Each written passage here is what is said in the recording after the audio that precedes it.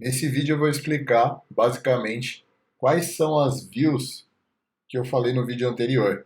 Eu não vou conseguir abordar todas, mesmo porque eu não tenho dados para todas. E o resumo disso também está no post do Medium, de uma forma talvez até melhor explicada, tá?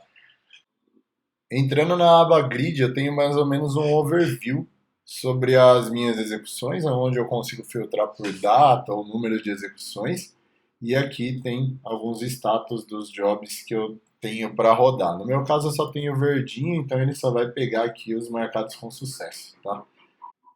Então ele vai me dar aqui tipo o status, qual foi a última duração, quando começou, quando terminou. E beleza, umas informações mais bem overview mesmo do teu DAG. Ele não vai te dar uma informação muito detalhada. O legal é que cada um desses pontos ele serve para um tipo de consulta que você vai fazer. Então, por exemplo, de grafo, ele é bacana para você ver as dependências entre um ponto e outro. E até para ver se as suas execuções rodaram com sucesso. Aí, por exemplo, eu só tenho uma, né? Mas caso você tenha mais execuções, elas vão aparecer aqui. Você também pode filtrar por data ou até a direção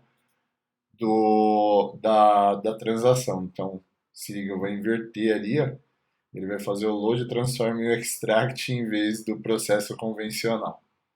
Tá? Não enxergo nenhum cenário onde eu precisaria disso, mas beleza. Certo? E aí eu também consigo filtrar ou por status, né? Eu consigo pegar todas que estão restartando, ou todas que falharam. Pode ver que ele some aqui na hora que eu clico nos outros. E posso filtrar por operator. No caso aqui, ele está usando um operator só, né? Para essa DAG, que é o Python Decorated Operator. Uma outra função bacana é que, por exemplo, conforme essas DAGs elas forem executando e eu queira que elas sejam exibidas aqui, eu posso ativar o auto refresh e ele vai fazer a leitura de novas execuções, tá?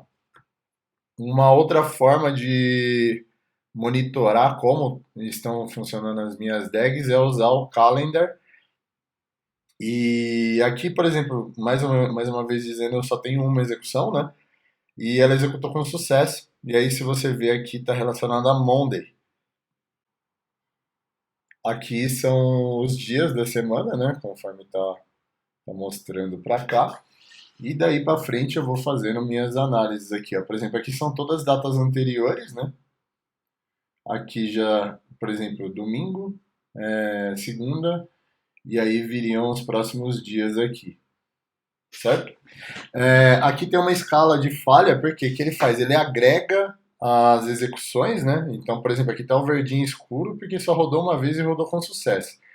Caso eu tenha mais execuções na segunda-feira e ele execute mais vezes, ele muda o status da cor ali. Então, se você bater o olho e já vê uma cor diferente, abre essas informações para você saber aonde que você teve erro ou alguma alteração. Task Duration, Task Tries e Landing Times, eu não tenho dados para mostrar aqui, né? Então eu vou pulá-los, ficaria para uma outra etapa.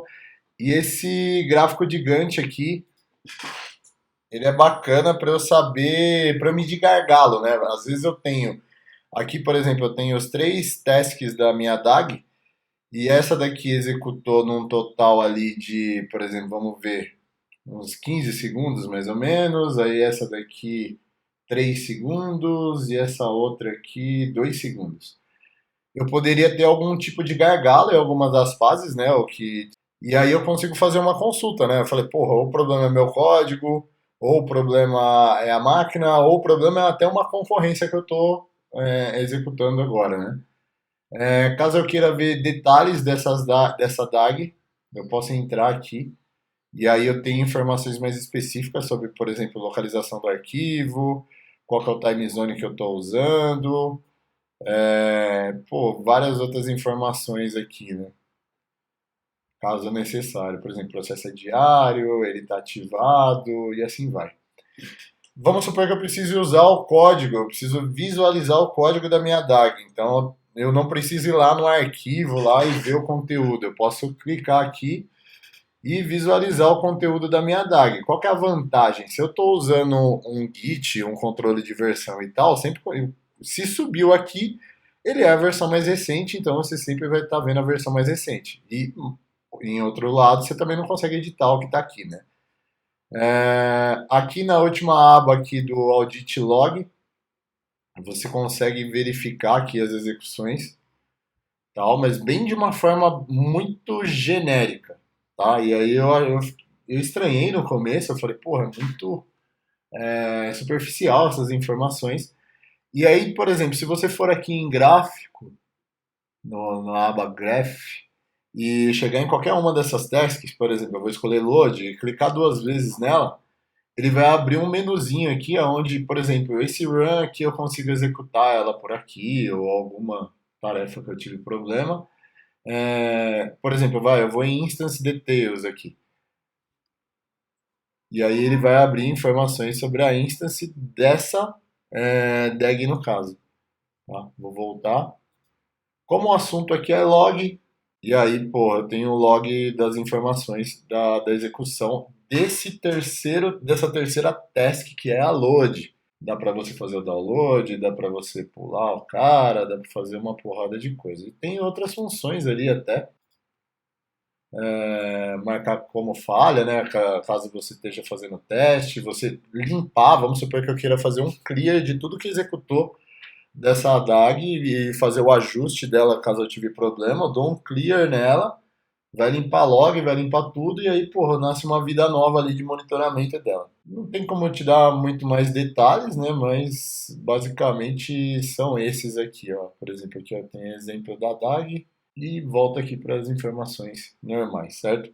Então é bem overview mesmo, tá? Se eu tivesse mais informações aqui eu mostrava, mas eu acho que já dá um norte já. E é baseado nos materiais aqui que eu estou estudando. Então espero que ajude esse mini resumo aí. Até o próximo vídeo.